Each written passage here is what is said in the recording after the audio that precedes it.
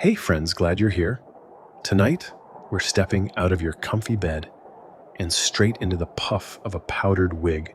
Really, you're ducking into a cramped back room in a colonial American home where everything smells faintly of starch, lavender, and burnt horn shavings. Because tonight, you're the wig powderer, a job so dusty, so meticulous, and so entirely unnecessary by modern standards, you'll wonder how anyone had the patience for it. So, before you get comfortable, take a moment to like the video and subscribe, but only if you genuinely enjoy what I do here. And hey, let me know in the comments where you're tuning in from and what time it is over there. Now, dim the lights, maybe turn on a fan for that soft background hum, and let's ease into tonight's journey together.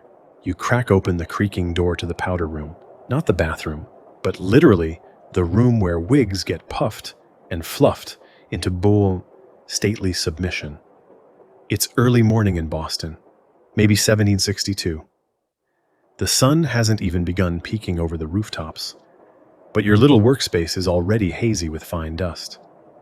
You blink as your eyes adjust, holding a brush in one hand and a copper tin of powder in the other. No one's even worn the wig yet, and somehow your clothes already look like you fell headfirst into a bag of flour. This isn't just any powder either. Depending on your client's status and their wallet, today's blend might include crushed starch, chalk, or finely ground bone ash. For the truly elite, judges, high society types, or ambitious merchants, you might even blend in orris root or powdered lavender for scent. You swirl it gently, aware of the mess a sneeze could cause. There are no vacuum cleaners in colonial America, and the last time you inhaled a bit too enthusiastically, you sneezed so hard you nearly whitewashed the cat. The wig itself sits on a head mold nearby, ready for your artistry. This one's got a double row of curls and a tight back roll, a style that screams, "I sign contracts and look disapprovingly over my spectacles." You use a soft brush, carefully dabbing the powder in as you go, adjusting every curl like it's a high-maintenance pet. Wig powdering isn't just cosmetic, it's also hygienic. Believe it or not, at least that's what people say. The powder keeps lice at bay and soaks up the sweat of people who wore these things for hours in stuffy rooms. But there's more to your job than just looking like a 1700s snow fairy. You're also responsible for maintaining the wigs between uses. That means combing out tangles, retightening ribbons, and sometimes even recurling each strand using a heated iron and damp paper. It's a fussy process that makes you question the sanity of your entire society. One wrong move, and your carefully constructed curls fall flat, much like the mood at a poorly catered ball. Wig powderers aren't exactly high on the social ladder. You work in the back rooms, often inhaling your own product, and earn just enough to keep your own hair from falling out due to stress. But your clients are powerful people, and there's something weirdly satisfying about watching a merchant go from grumpy old sea rat to statesman of the year just by slipping on one of your creations. Historians still argue whether the powdered wig craze in the American colonies was more about fashion, hygiene, or just pretending to be European. Some say it was a lingering echo of Louis XIV's influence. Others think it was just a way to hide hair loss and syphilis. The truth probably lies somewhere in the middle. And while the British were gradually phasing wigs out of daily wear, colonial Americans clung to them a little longer, especially in law and politics. Oh, and if you think wig powdering sounds tame, here's a weird twist. Some barbers and wig makers also dabbled in dentistry. That's right. You could walk in for a trim, get your molar yanked out, and leave with a freshly powdered wig. It's the kind of bundle deal Groupon would call deeply concerning. By midday, your workspace is a fine mist of stale perfume and pale dust. You step outside, sneeze loudly, startling a passing horse, and brush off your apron. Your fingers smell faintly of flour and old socks. But your work is done. The judge's wig is immaculate, towering, and absurd in the best way possible. You hand it off with a bow, and he nods, clearly too dignified to say thanks. That's all right. You've got another dozen to powder before sundown. And as you shuffle back inside, brush still in hand, you can't help but marvel at your strange place in the ecosystem of a young, chaotic America. A land where looking respectable sometimes meant being covered in ghostly dust and trusting your public image to a guy who hasn't seen daylight in 6 hours. You're out under the stars now, the moon hanging low like a sleepy eye, casting a soft glow over cobblestones and shuttered shops. It's well past midnight in colonial Williamsburg, and while most of the town is asleep, you're just beginning your shift. Sloshing gently at your side is a bucket, a heavy one. You're a night soil collector, and yes, that means exactly what you think it does. There's a lantern in your hand, casting long shadows as you tiptoe between houses, hoping not to step in anything you've come to collect. The air is cool and quiet, but your job is anything but. In a town without indoor plumbing, chamber pots fill up fast, and someone has to deal with the aftermath. That's you. You approach the back of a modest tavern and rap gently on the wooden door with your knuckles. A sleepy hand opens it, passes off a full pot with a grunt, and disappears again. You don't take it personally. No one's chipper at this hour, especially not with a pot of someone else's digestion involved. You swing the pot's contents into your collecting bucket, careful not to spill. The trick is all in the wrist. Tilt too fast and it splashes, too slow, and your nose gets an up-close tour. You've learned this the hard way, more than once. Your route takes you past inns, boarding houses, the tailor's, even the magistrate's place. Everyone uses chamber pots, and no one wants to talk about what happens to them. But without night soil collectors, the town would be knee-deep in trouble, literally. Your work is sometimes called gold dust by fellow tradesmen, jokingly of course, though there's a nugget of truth in it. Once collected, the waste is often sold to farmers as fertilizer. That's right. You don't just haul the stuff, you recycle it. You're an unsung pioneer of organic agriculture, and possibly the original compost influencer. It doesn't smell like gold dust, not even close. But you do earn a steady wage, which is more than can be said for many in the colonies. And for people in the know, your job carries a weird kind of respect. You're reliable, you're needed, and you have an iron stomach. There's one tricky part of your route: a wealthy household near the edge of town. They insist on using fancy porcelain chamber pots with gilded rims and floral patterns, which are lovely to look at but heavy as sin. You nearly dropped one last week and spent an hour imagining the awkward conversation you'd have if it shattered. Sorry about your French heirloom, the contents are intact though. You trudge onward, lantern bobbing. Your cart rattles softly behind you, wooden wheels squeaking like a chorus of sleepy mice. There's a rhythm to your route now. Lift, pour, nod, carry, repeat.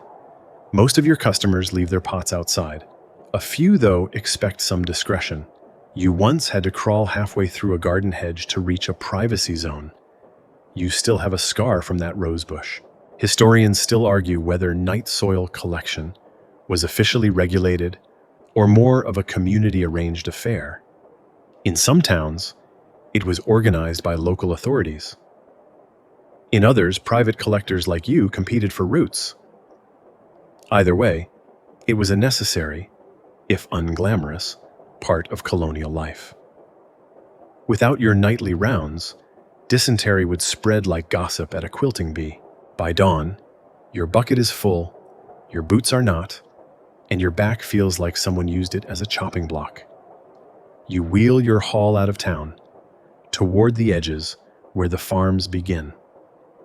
Some of the farmers will meet you at the fence, offer a coin or two, and take the goods off your hands. Others just give a wave, and let you toss the bucket's contents straight into their compost heap.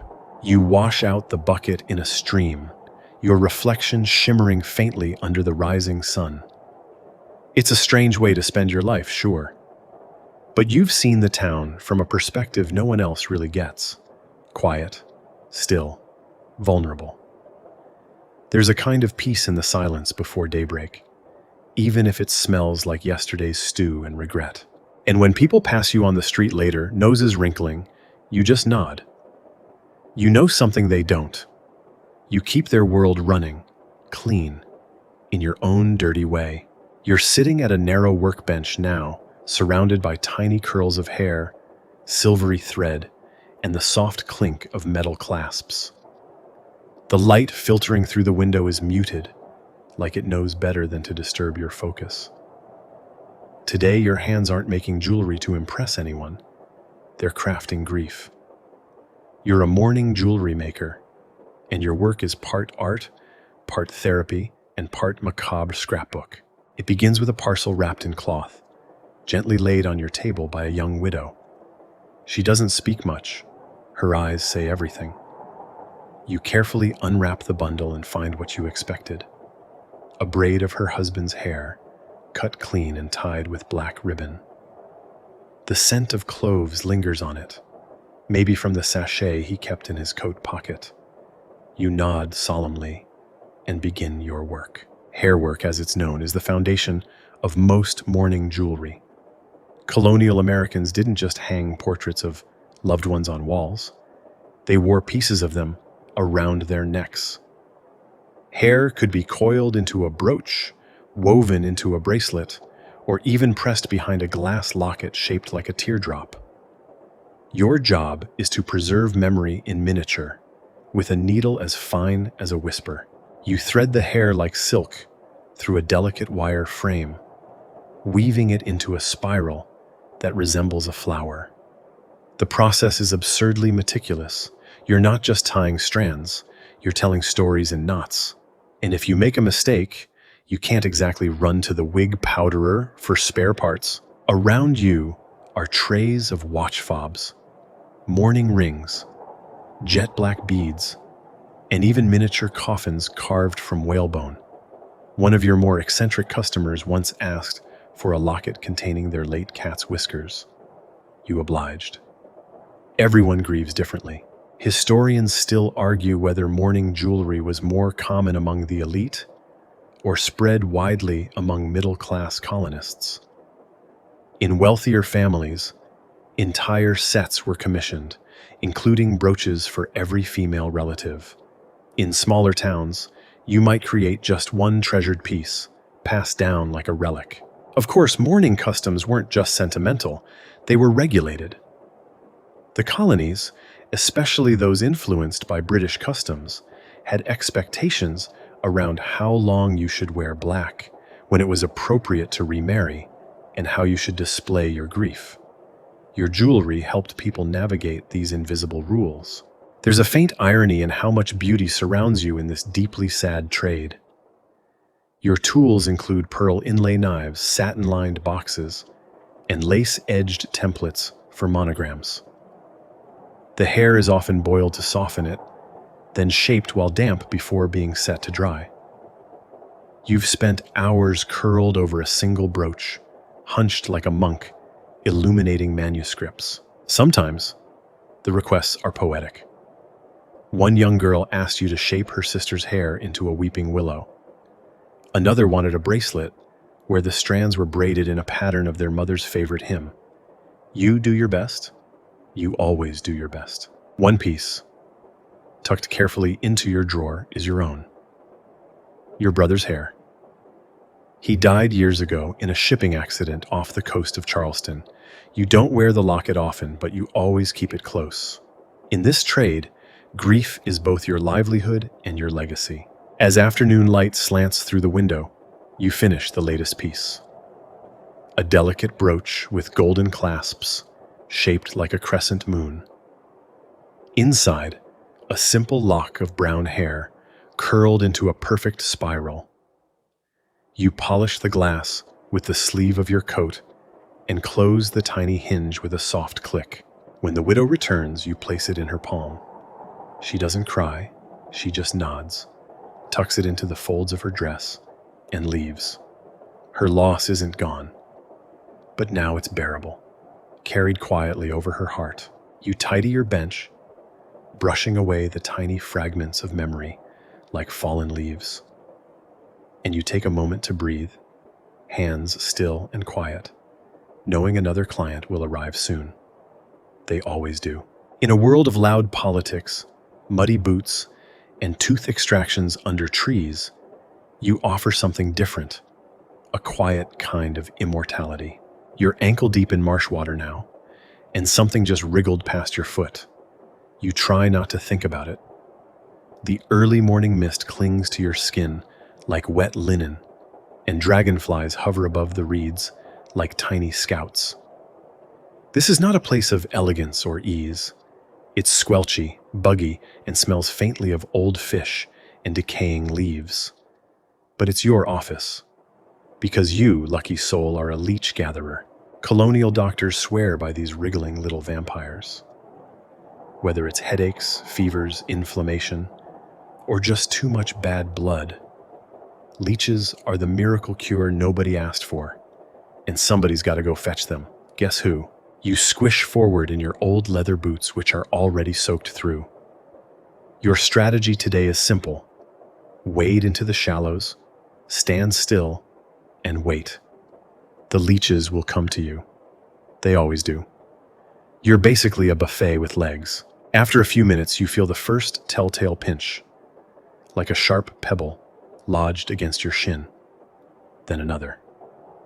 You resist the urge to swat them off. Patience is part of the job. The longer you wait, the more they latch on. The more that latch on, the more money you make. It's capitalism, but stickier. Eventually, you stagger back to your wagon with a bucket of what looks like angry linguini. Some leech gatherers use strips of bloody meat to lure them into nets. Others, like you, just let nature take its course. It's not glamorous, but it's effective. And frankly, there's something oddly meditative about standing still for an hour while nature slowly nibbles at your ankles. You rinse off in the stream nearby, rubbing the circular bite marks with a scrap of linen. You'll probably scar again, but you've got a great excuse not to attend formal dinners. Sorry, can't come. I'm currently an all-you-can-eat leech platter. Back in town, you head to the apothecary to deliver your haul. The glass jars clink as he transfers your cargo, each leech slithering in that unnerving, wet noodle kind of way. He's thrilled. You're less so, especially when one escapes up your sleeve mid-transaction. Historians still argue, he says, handing you your coins, whether leeches actually worked or just gave patients enough blood loss to forget their real problems. You both laugh, sort of. It's true, though. Bloodletting was the rage, cutting veins, draining cups, or applying leeches to rebalance the humors. And while modern science winces at the idea, some of your clients insist it cured their migraines. One swears it cured their insomnia, though you suspect that's just blood loss-induced napping. You head home with coin in your pocket and soggy cuffs around your knees. There's a damp chill in your bones, the kind you won't shake until mid-July, but the work is done. Later that night, you sit by the hearth, feet wrapped in wool, sipping weak cider and scratching your newest bite. You think about all the other odd jobs out there, wig powderers, rat catchers, chimney sweeps, and wonder if any of them end their day covered in suction marks. Probably not, but still, it's honest work. There's something noble in providing what the world deems necessary, even if the process involves being nibbled on like a biscuit. Tomorrow, the marsh will be waiting again, veiled in mist, dotted with reeds, and teeming with your squirmy little coworkers. And you'll be back, standing perfectly still, part healer, part bait, all colonial perseverance. You stand in the middle of the town square, just before sunrise, cradling a small bell in your gloved hand. Your breath fogs the air, and the sky is still that grayish-blue color that doesn't quite belong to night or day. The town is quiet, for now, but not for long, because you, my friend, are the town crier. And this place? It's about to hear you loud and clear. You clear your throat, a few practice hums, then a deep inhale, and then clang, clang, clang. Hear ye, hear ye. It's not subtle. But that's the point. You shout the first few lines of the governor's latest tax decree, your voice ringing down the cobblestone alleys and waking up the town dogs. A window creaks open. A half-asleep baker waves his rolling pin at you, but you know he doesn't mean it. It's your job to be annoying. You're basically the push notification of 18th century America. You make your way through the streets repeating the same lines over and over. By order of the Assembly, new tariffs on molasses and tea imports, effective next fortnight. You change your tone depending on the message. A tax, stern and official. Lost pig, slightly amused. Public duel, cautiously dramatic. Your voice isn't the only tool in your arsenal. You've got parchment in your satchel, written in fine script for those few who are literate and curious enough to ask for the details. Sometimes you carry posted bills. Other times, you've got to get creative. One week it's news of a traveling dentist. Another week it's a warning about counterfeit shillings circulating from Boston. Now and then, your proclamations attract a small crowd. Kids whisper guesses about the message, and elderly folks nod in approval, or disapproval, depending on the topic. You're used to the mutters. It's part of the charm. You're not just the messenger. You're half gossip columnist, half mobile billboard. There's an art to town crying. It's not just yelling. It's projecting. You learned early on how to stretch vowels so they echo through narrow streets and around corners. You know which buildings bounce your voice like a theater and which ones swallow sound like a hayloft. And you protect your throat like a prize fighter. No cold cider before midday. No shouting contests with kids. Definitely no laughing too hard at your own jokes. Though, to be fair, some of your punchlines are pretty great. Today, someone stops you mid-crier or stride. A printer who wants help promoting his new pamphlet. You strike a deal. He'll give you a stack of fresh news sheets each week in exchange for a shout-out every Thursday. You shake on it. Like a true influencer, you've just secured your first sponsored post. Historians still argue whether town criers were considered true civic officials or more like contracted freelancers. Some were paid a regular fee by the local government. Others supplemented their income with odd jobs, like emceeing public auctions or escorting lost sheep back to their owners. You, personally, once had to announce the arrival of a crate of particularly fashionable shoes. It was the loudest shoe ad the town had ever heard. The most sensitive part of the job is the bad news. Deaths, sentences, accusations. You tread carefully there, softening the tone as much as possible. Some town criers even carried black gloves or a bell wrapped in mourning cloth, just to signal a somber announcement. It's a balance. Being heard, but not resented. You finish your final circuit just as the sun breaks over the rooftops. Your voice is a little hoarse, but still strong. You lean against the tavern wall, tucking your bell away into your satchel. A boy runs up with a sweetbread bun for you, fresh from his mother's oven. Perks of the job. And as you take that first bite, watching the town come to life, merchants unlatching shutters, horses clomping into position, neighbors waving to each other, you know that, for all its quirks and coughs, your voice helped shape this day. People will remember what you said. Maybe not every word, but the rhythm of it.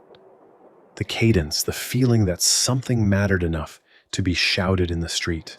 And tomorrow, you'll shout again. And again. until your voice is as much a part of this town as the morning bell or the smell of baking rye. It's the middle of the night, and you're crouched in a dim alley beside a half-rotten barrel, holding a burlap sack and a stick. The moon casts long shadows, and something scurries in the corner of your vision. You hear a squeak. Not a door hinge, not a boot step. The unmistakable sound of your target. Because tonight you're a rat catcher and business is booming. You ease toward the barrel like it's filled with treasure, which, in a weird way, it is. Rats are everywhere in colonial America. They sneak through kitchens, chew through grain stores, and send tavern owners into a cold sweat. No one wants them.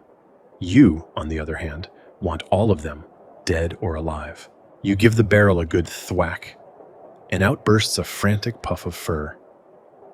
You've trained your ferret, named Muggs, because of the look he gives when he's cranky, to chase the rats into corners. Then it's up to you to trap them. A wooden box drops, a tail flicks, and you've caught your third rat of the night.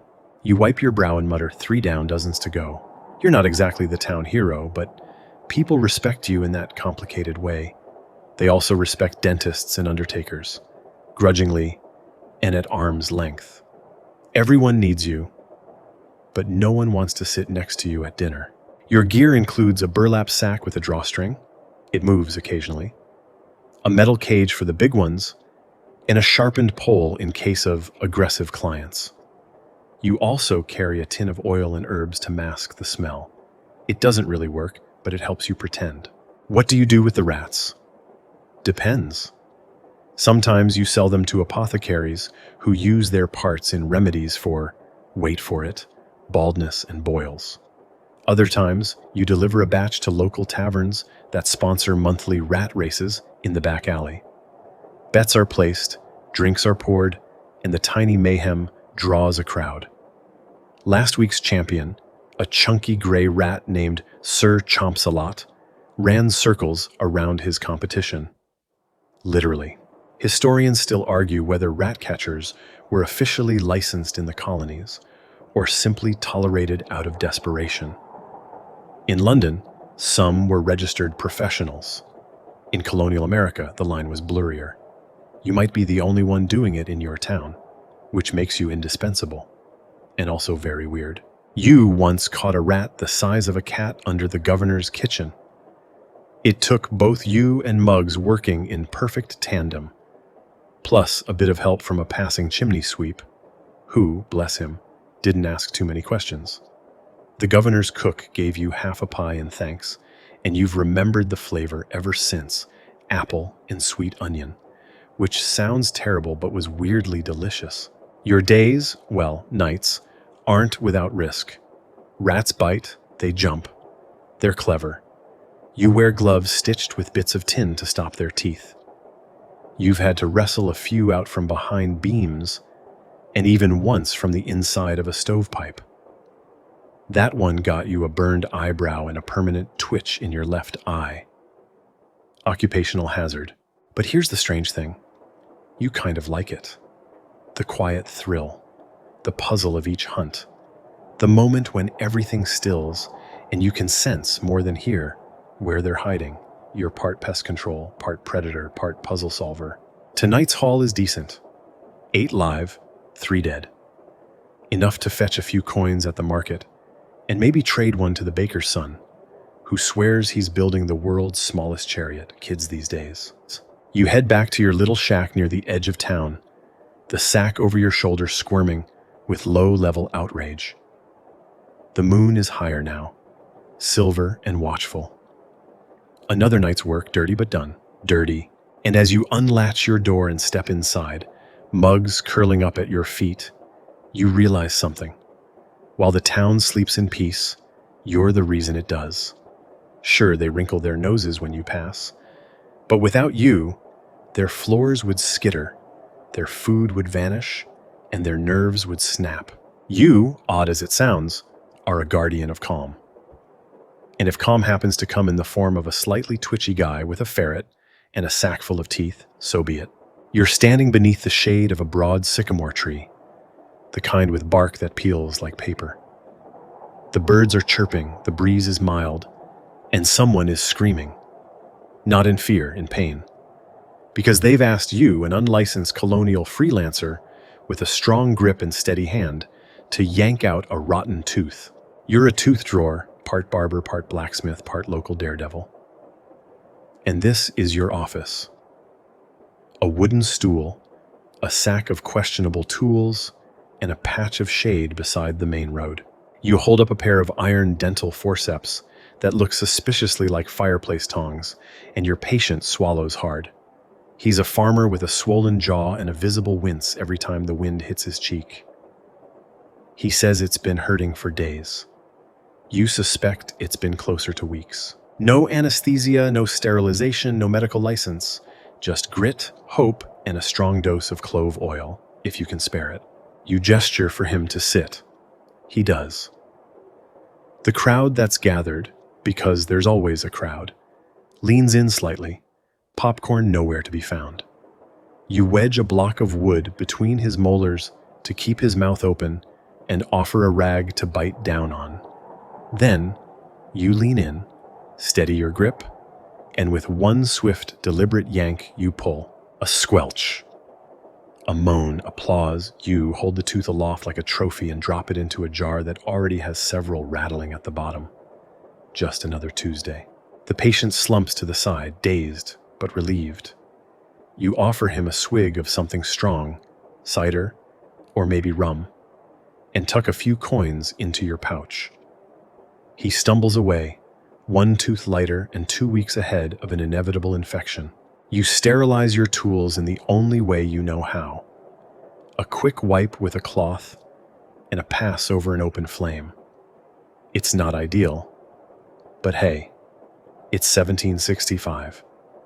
Hygiene is still considered a theory. Historians still argue whether colonial tooth drawers like you were genuinely trusted, or simply the last resort for the desperate. In wealthier areas, traveling surgeons sometimes handled dental work. But in the towns and villages where those luxuries never arrived, it was you, your iron tongs, and a prayer to whatever deity oversees enamel. Some of your tools are repurposed from other trades: blacksmith pliers, seamstress hooks, even fishing line. Your dental chair is a regular chair, possibly with one leg shorter than the others. You've learned to work with what you've got, which is usually not much. You've seen it all: teeth black with decay, abscesses the size of walnuts, molars so impacted they seem fused to the soul. Once, you extracted 3 teeth from a man who hadn't opened his mouth for a full winter due to fear and shame. When you finally got them out, he hugged you like a long-lost cousin and paid in salted fish. You don't just pull teeth either. Sometimes you try to fix them: a dab of beeswax for a temporary filling, a bit of string for tightening a loose one. You've even carved false teeth out of bone or ivory, shaped to fit a gap, and tied in place with twine. Do they work? Not particularly, but they look passable if no one's standing too close. Once, a widow asked you to preserve her late husband's gold tooth as a keepsake. You mounted it in a small walnut frame and painted little vines around it. She hung it above her hearth. You try not to think about it when you visit for supper. There's not much prestige in what you do. You're loud, messy, and slightly terrifying. But there's also no shortage of work. People will always need teeth pulled. And until something better comes along, spoiler alert, it's called dentistry, you'll be here, under the sycamore, with your tongs and your lantern, ready to face the next howling jaw. And when night falls and your fingers are cramped and your apron streaked with things better left undescribed, you'll sit back against the tree, count your coins, and feel a weird pride settle in your chest. You're not a doctor, you're not a hero, but you made someone's life less painful today. After making it briefly, much, much worse. You're in a clearing now, ringed with tall pine trees that creak softly in the breeze. The scent of resin hangs in the air, sharp and pleasant. and the only sounds are the rhythmic thud of your mallet and the soft hiss of wood splitting clean. You're a shingle splitter, a quiet craftsman whose whole world revolves around the grain of a tree and the angle of a swing. Your tools are few but beloved. A froe, that's a wedge of iron with a wooden handle, a wooden mallet, and a workbench carved more by habit than design. Everything here has the worn look of something used daily, quietly, for years. You run your hand along a split log and nod. This one's going to be good. You're not making houses. Not entire ones, at least. You're making what houses wear. Shingles. Thousands of them. Each one shaped, shaved, and smoothed by hand. Colonial roofs don't just appear. Someone has to coax them, piece by piece, from fallen timber. That someone is you. You lift the froe and wedge it into the top of a log that's been halved and quartered. One swift knock with the mallet, and it splits just the way you hoped, like the log was waiting for it. There's something deeply satisfying about it. A rhythm, a cooperation between tool and timber. You split another, and another. The pattern is slow, steady, almost meditative. Unlike the louder trades in town, you work out here, tucked into nature. Your only company might be a bird overhead or a deer nosing through fallen leaves. It's not glamorous, but it's clean, honest work. And it smells a whole lot better than the rat catcher's route. Every few minutes you pause to check the grain of the next piece. A good shingle must split evenly, without knot or warp. If it curls or bends, rainwater won't run off. It'll seep in, warp the beams, ruin the ceiling. Your shingles are like tiny shields, guarding families from the sky's bad moods. Historians still argue whether shingle splitters were considered independent tradesmen or lumped in with carpenters. Some records list them as specialists, valued for their attention to detail and mastery of timber. Others suggest they were simply part of the larger milling and building ecosystem. Unsung, but essential. You prefer essential. Has a nice ring to it. Your day unfolds slowly, split by the sun's rise and fall. You measure with your eyes, not rulers. You listen to the wood. You learn its moods. Pine splits clean, but warps if dried too fast. Cedar smells amazing and resists rot, but it's brittle. Oak is durable, but makes your arms ache after a dozen. Occasionally, someone from town visits your clearing. A merchant needing a rush order for a tavern roof. A widow who saved enough for a new kitchen lean-to. You don't say much, just nod, promise a pile by next week, and get back to work. Once, a child wandered into your clearing, wide-eyed and muddy, following the sound of your mallet. You showed him how to split a log. His first piece crumbled sideways, but the second was perfect. He beamed like he'd split the moon.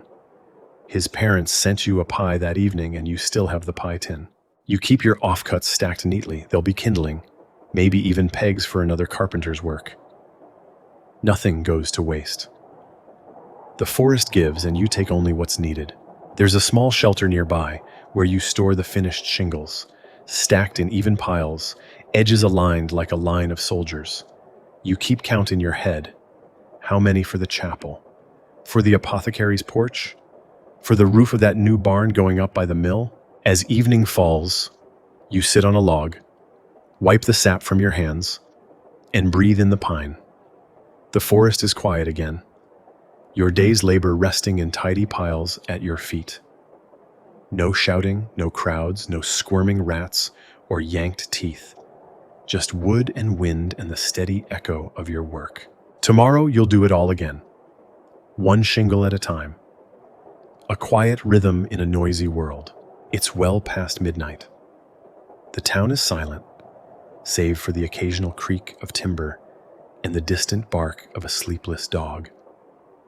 You move like a shadow along the edge of the graveyard wall, your cloak pulled tight and your boots padded with cloth.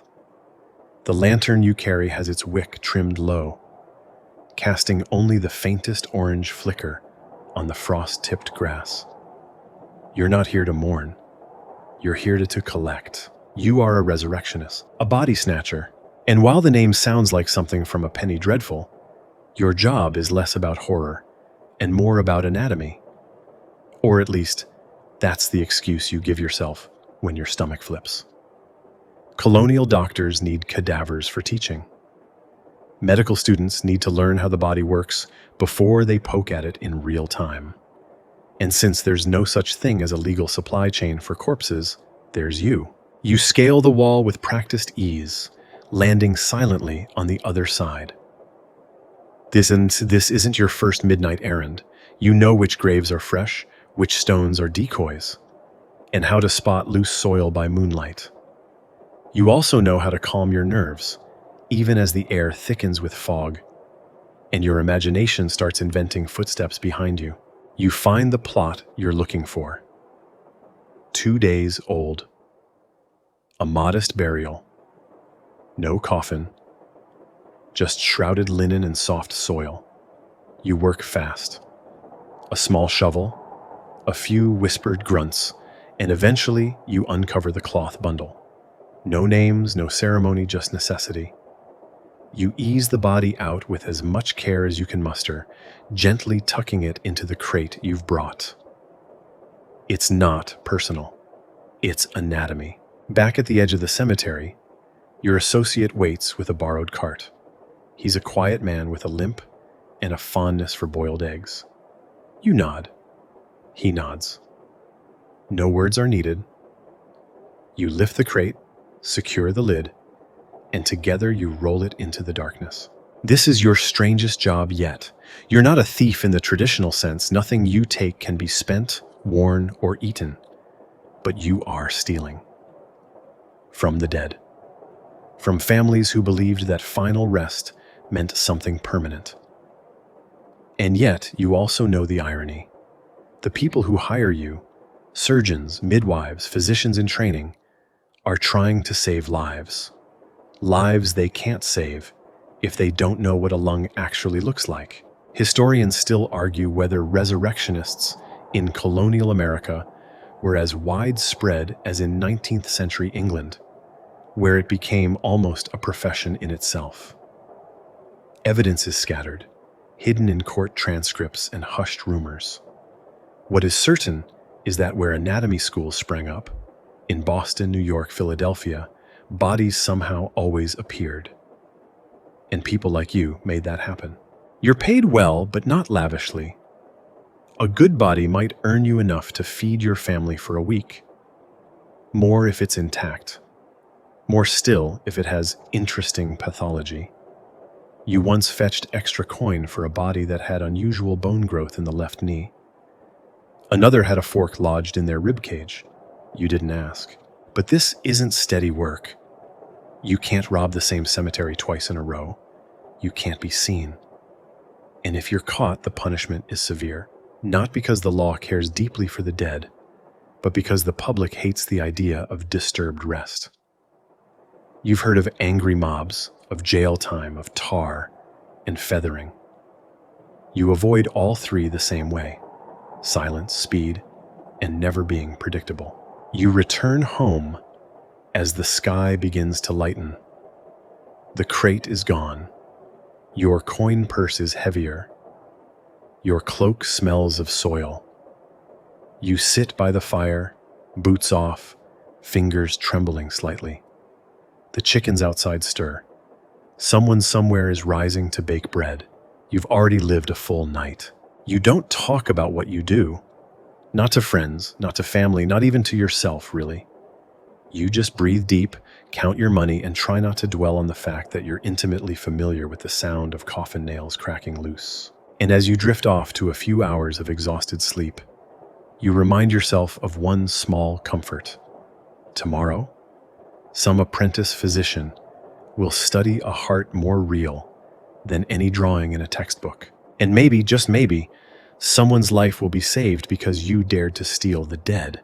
You're in a forge now, and it smells like sweat, smoke, and secrets. The air shimmers from the heat, and each hammer strike rings out like a sermon delivered in iron. Sparks dance up from the anvil, bright as fireflies, then vanish before they hit the dirt floor.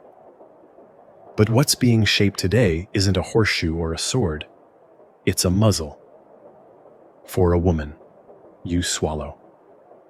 Welcome to the world of the Scold's bridal blacksmith.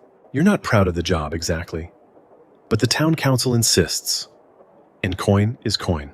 The Scold's bridle, sometimes called the branks, is a device made of iron, worn like a cage over the head and locked in place.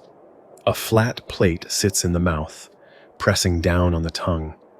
Talking becomes painful. Eating? Impossible. It was designed, they say, to punish gossip, nagging, or too much boldness from women.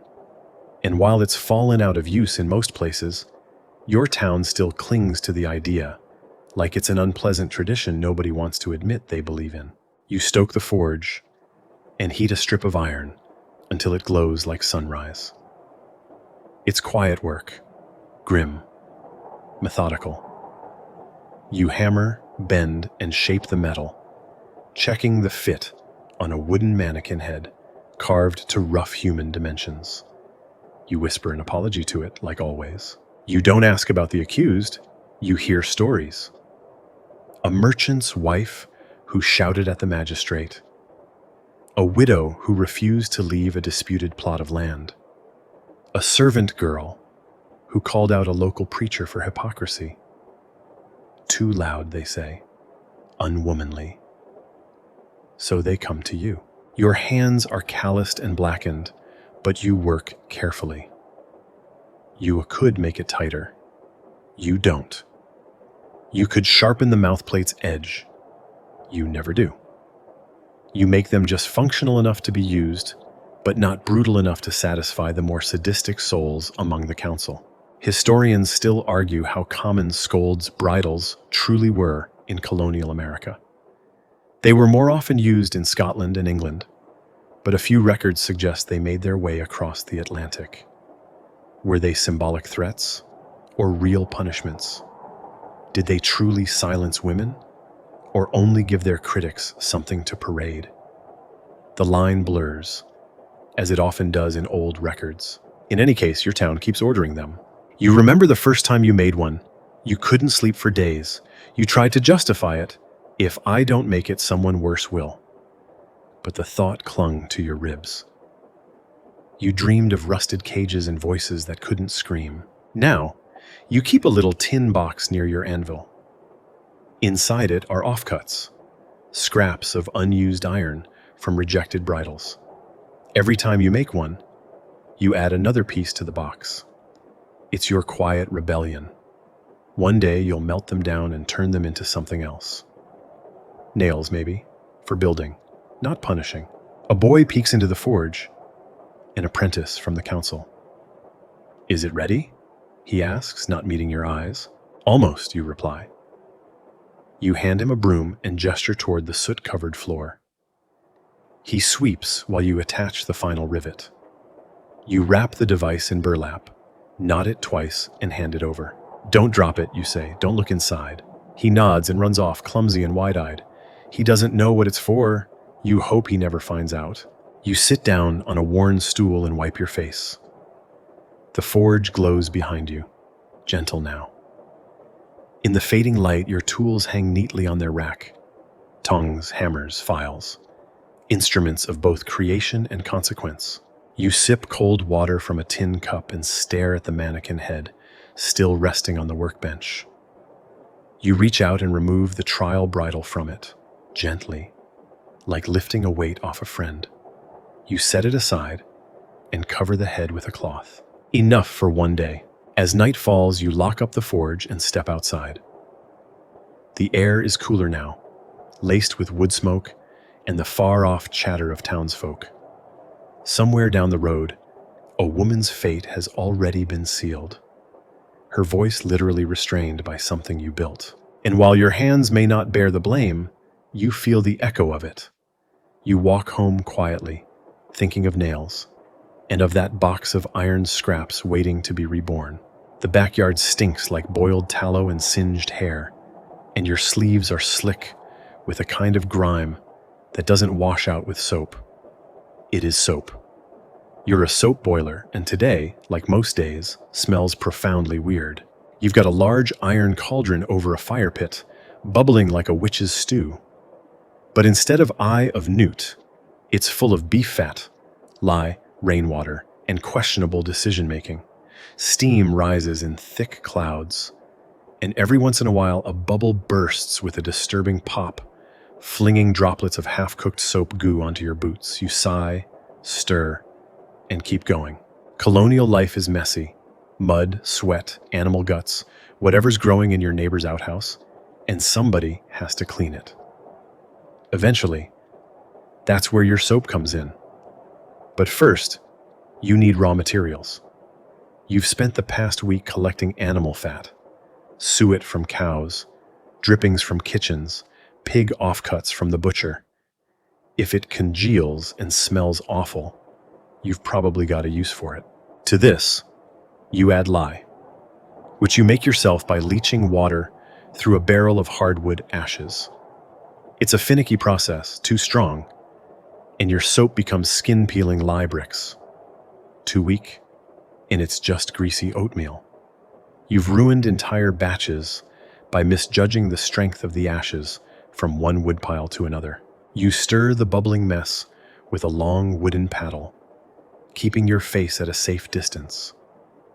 Safety goggles haven't been invented, but you've learned the hard way not to lean too close. Last season, you lost half an eyebrow.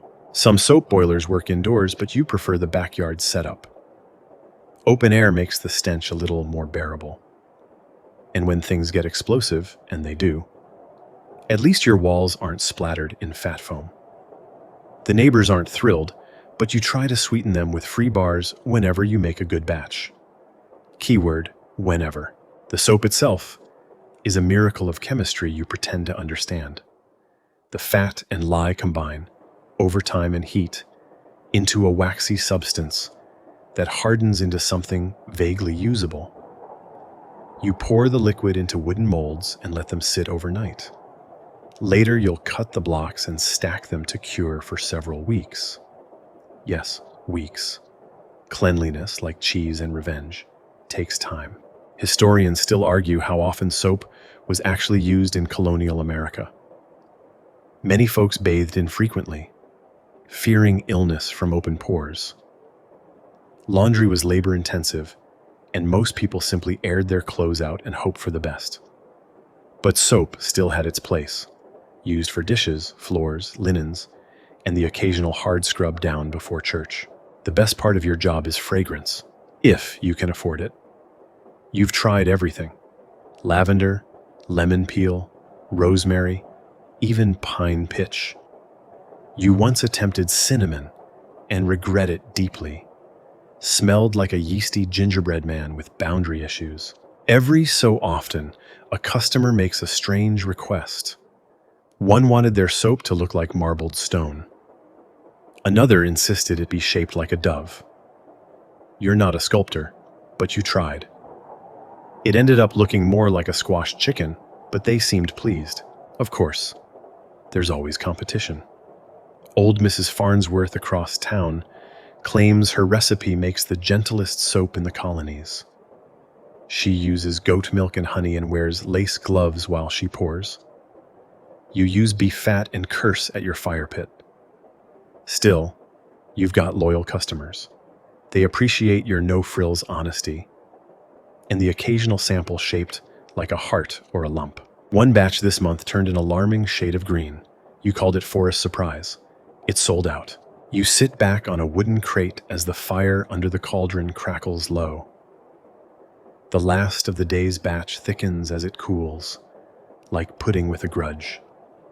You scoop out the final dollops into molds and set them aside, wiping your hands on an apron that gave up on being clean sometime in 1749. It's not glamorous work. You smell permanently like smoked meat and pickled firewood. Your hands are rough, your sleeves stained, and your hair occasionally gets frosted with rogue lye powder. But there's something satisfying about handing someone a simple bar of soap, something useful, made from scraps and waste, now transformed into cleanliness. Tomorrow you'll unmold the blocks, stack them like bricks in your little shed, and start the whole smelly, satisfying process all over again.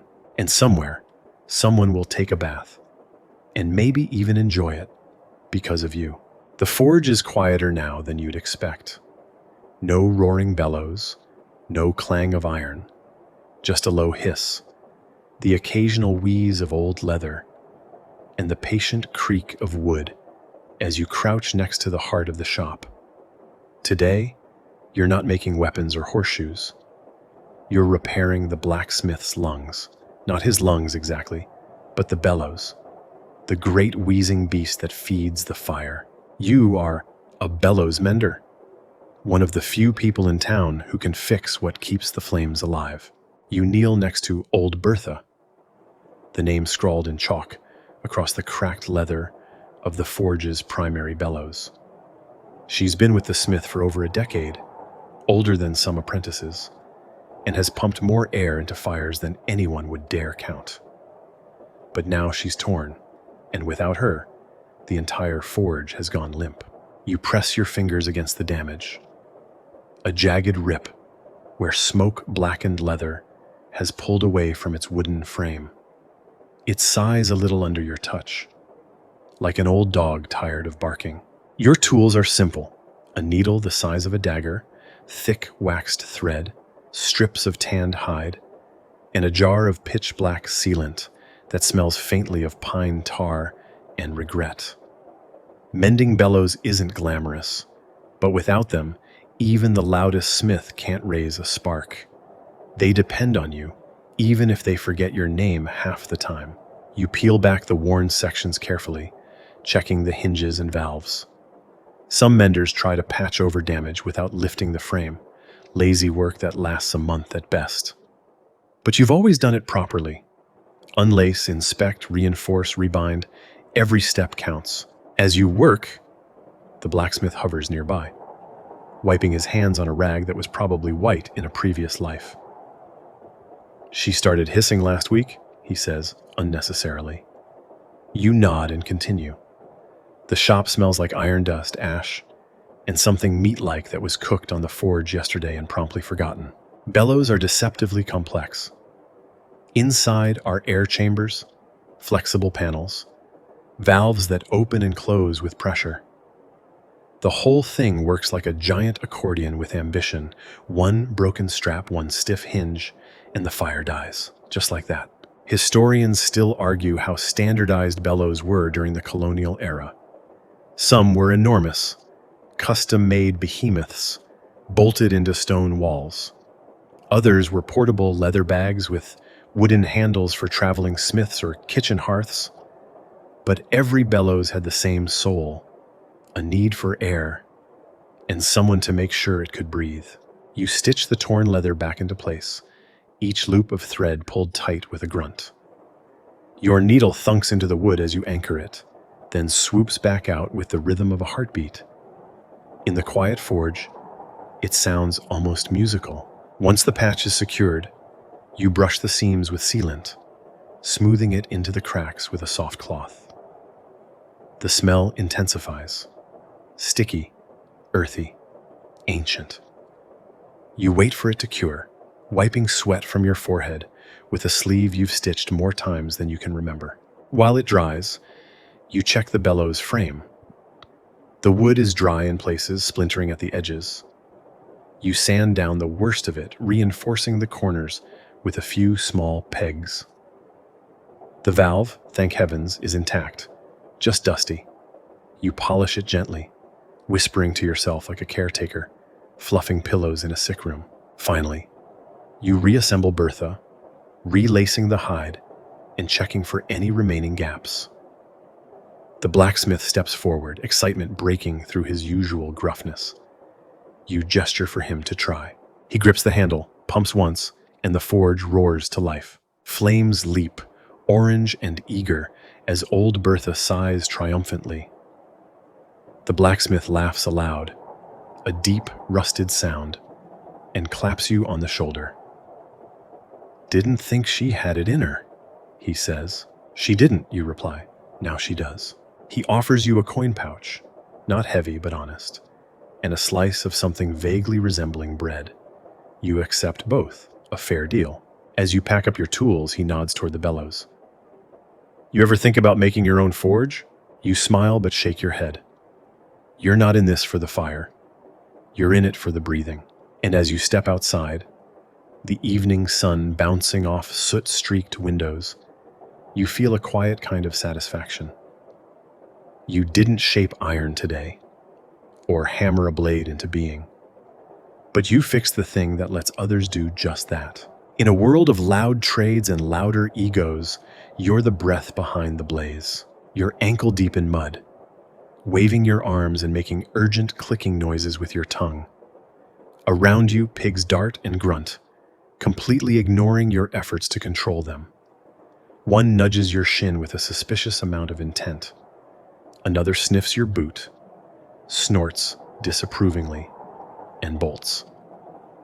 You sigh. Welcome to your glamorous day as the town's hogs reaver. Yes, that's the job title.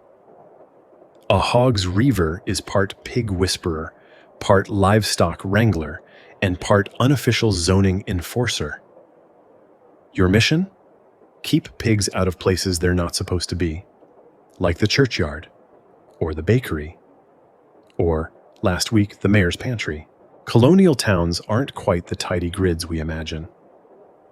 There are fences, sure, but many are rickety, broken, or simply non-existent. And pigs? Pigs are clever. They root under fences, nose open gates, and somehow squeeze their plump bodies through holes that defy physics. Which means it's your job, stick in hand, to restore order to this chaotic, snorting world. Today's offenders are a group of 6, belonging to Widow Trumbull. She insists they're well-trained. You have evidence to the contrary in the form of hoofprints on the school steps and a very flustered teacher. You arrive at the scene just in time to see the largest sow trying to climb a barrel. Your tools are simple: a long switch, a handful of feed pellets, and a low tolerance for nonsense.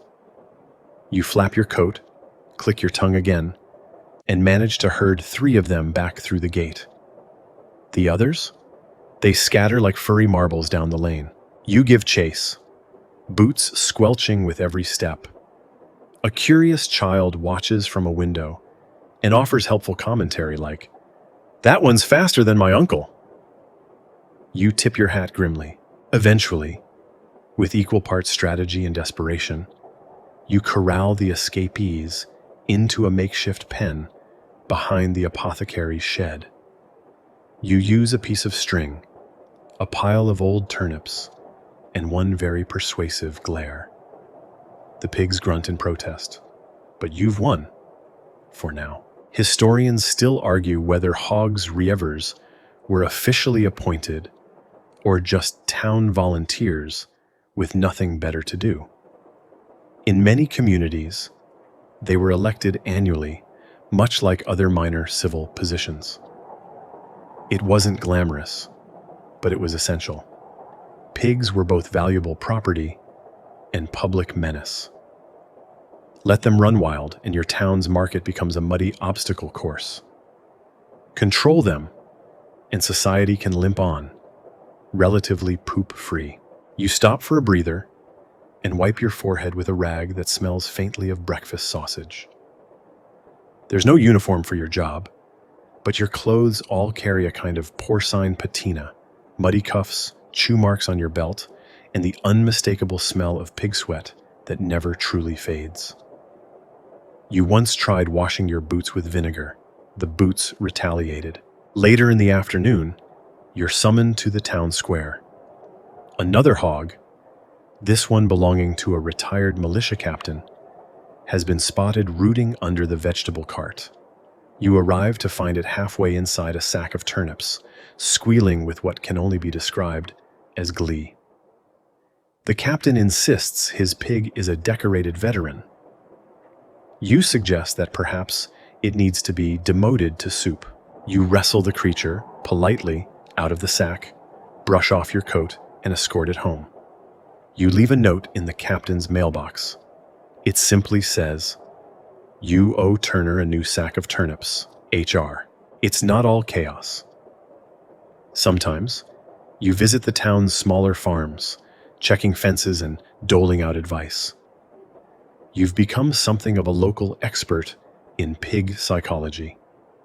You know which ones respond to names, which fear loud whistles, and which will absolutely charge if you wave a cabbage in the wrong direction. Your favorite pig, unofficially, is a clever runt named Daisy, who once followed you home and refused to leave until you gave her half an apple and a scratch behind the ear. She still recognizes your voice when you pass her field and will occasionally squeal a greeting. You pretend it's not the highlight of your day, but let's be honest, it is. As the sun dips low, you do one last patrol along the fence lines. Most pigs are where they should be, noses down in feed or noosing in the straw. The town is calm. The teacher can breathe. The bakery is safe.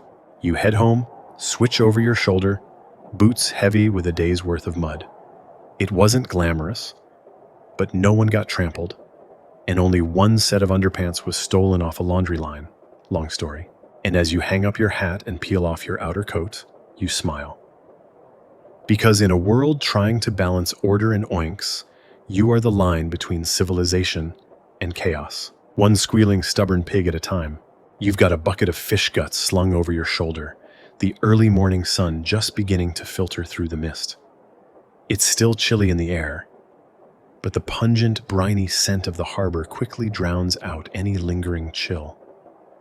Your hands are slick with slime, and you can feel the fish scales sticking to your sleeves like an unholy kind of glitter.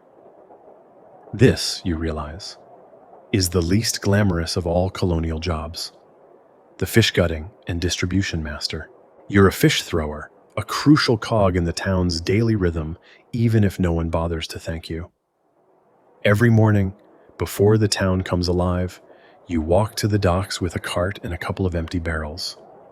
The boats have already docked, their nets overflowing with the catch of the day. Some of it's for the marketplace, some for the tavern, and some is for you to deal with. Your job is simple. You clean the fish, split them open, and ensure every piece gets sent off to the right place. But there's more to it than that.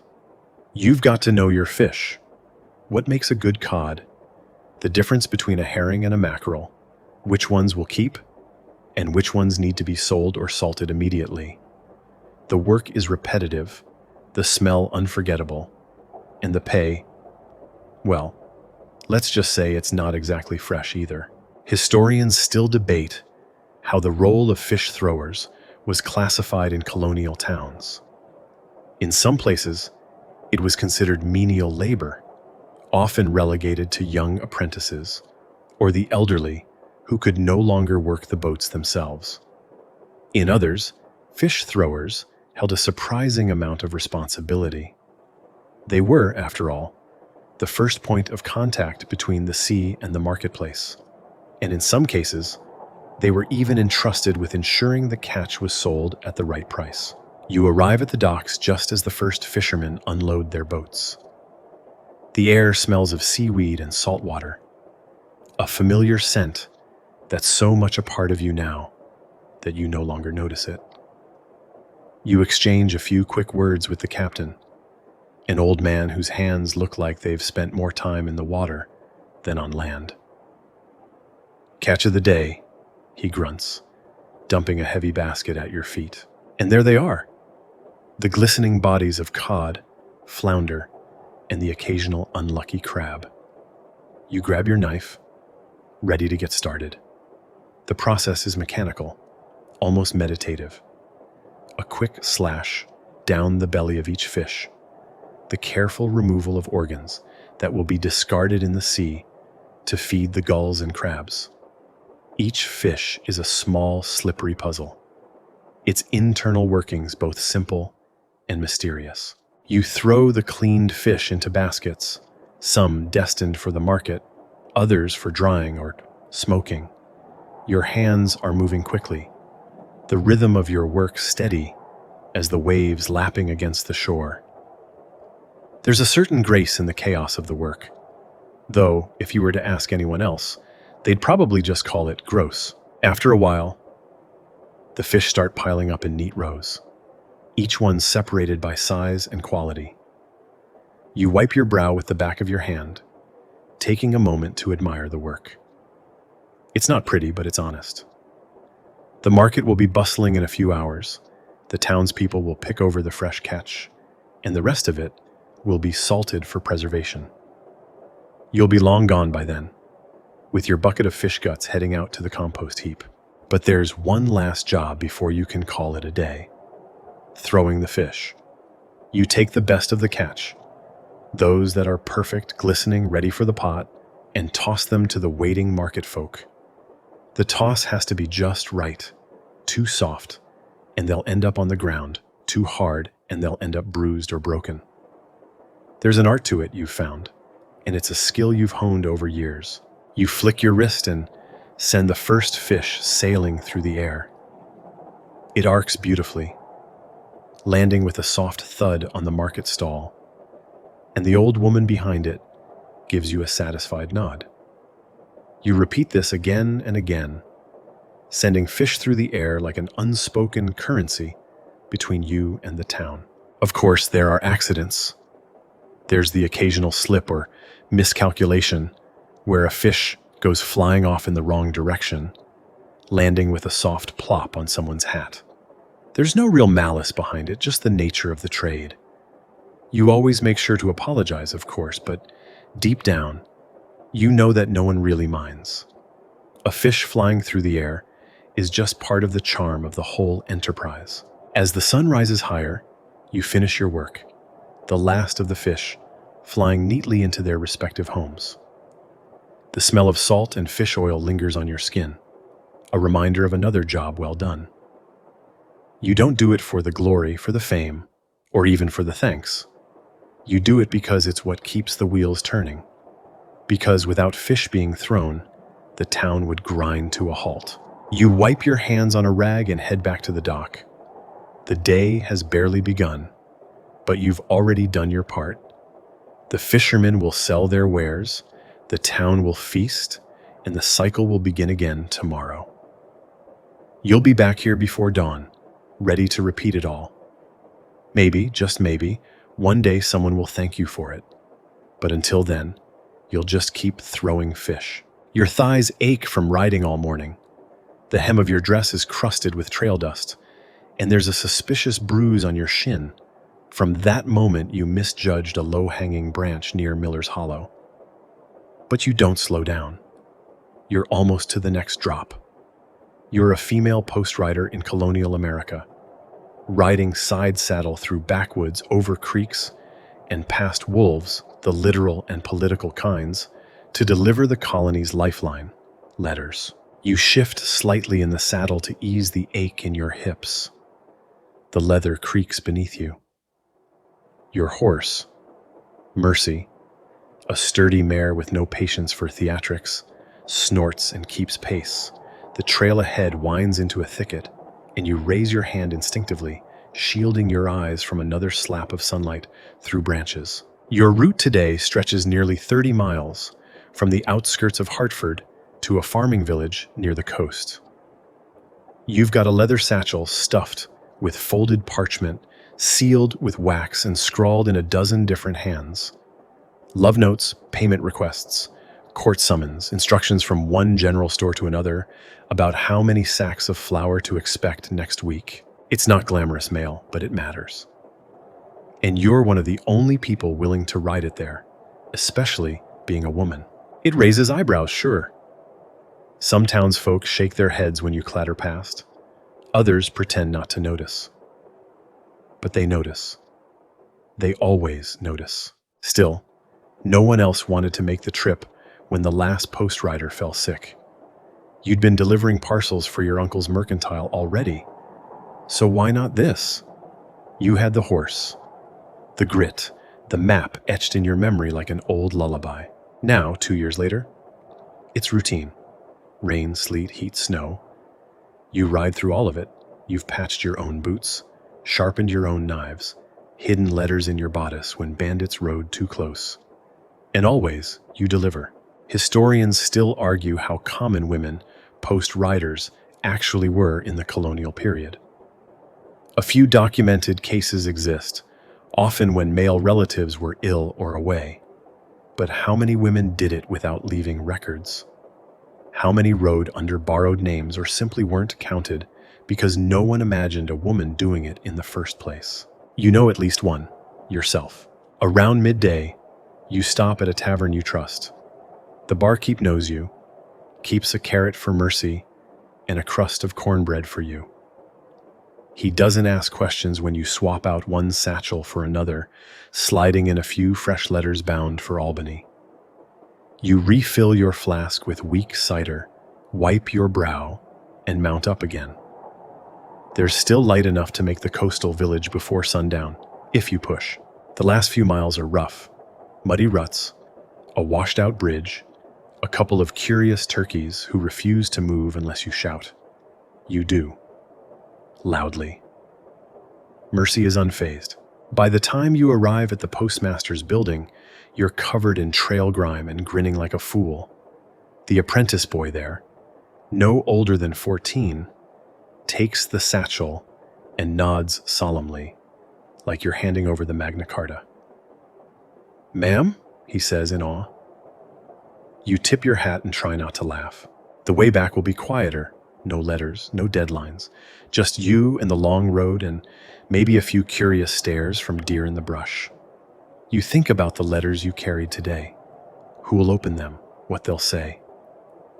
You wonder whether the widow waiting for her son's reply will smile when she sees the seal, or if the baker will finally get the payment he's been owed since March. Most of all, you think about how your name won't be on any of those papers. No one will say, "Caroline delivered this," or "Elizabeth braved the woods to bring news." But you'll know. And maybe that's enough. You reach a clearing just as the sun begins to set, painting the sky in sleepy reds and blues. Mercy slows, sensing your shift in posture. You pat her neck. Good girl. And as the road stretches out in front of you like a ribbon through the trees, you smile and whisper to the wind, "They'll never say it was me. But I was here. I rode." And now, as the last hoofbeats fade into soft twilight, and the townsfolk tuck themselves in beneath quilts stitched with memory, your journey gently draws to a close. You've wandered the crooked back alleys and muddy roads of colonial America tonight, sat by smoky forges, slipped through graveyards under moonlight, and even dodged a charging pig or two. These were lives rarely written about. Odd jobs lived in the quiet margins of history books. But they mattered. Every powdered wig, every leech-lured ankle, every bar of soap bubbling over a backyard fire pit, they were all part of the strange, resilient rhythm of a world still learning to build itself. As you settle under your own blanket now, maybe you can still hear the soft clink of morning jewelry tools, or the rustle of parchment in a letter satchel. Maybe the forge's glow lingers just behind your eyelids, warm and steady. Or maybe, just maybe, you've forgotten the world around you for a little while. Let the last images blur like mist on a morning field. Let your breath slow. Let your muscles soften. There's no more soap to stir, no bells to cry, no pigs to chase tonight. Just stillness, just rest. Tomorrow will come soon enough. You're safe, you're warm. And somewhere in a sleepy corner of history, a post rider tips her hat to you. Sweet dreams.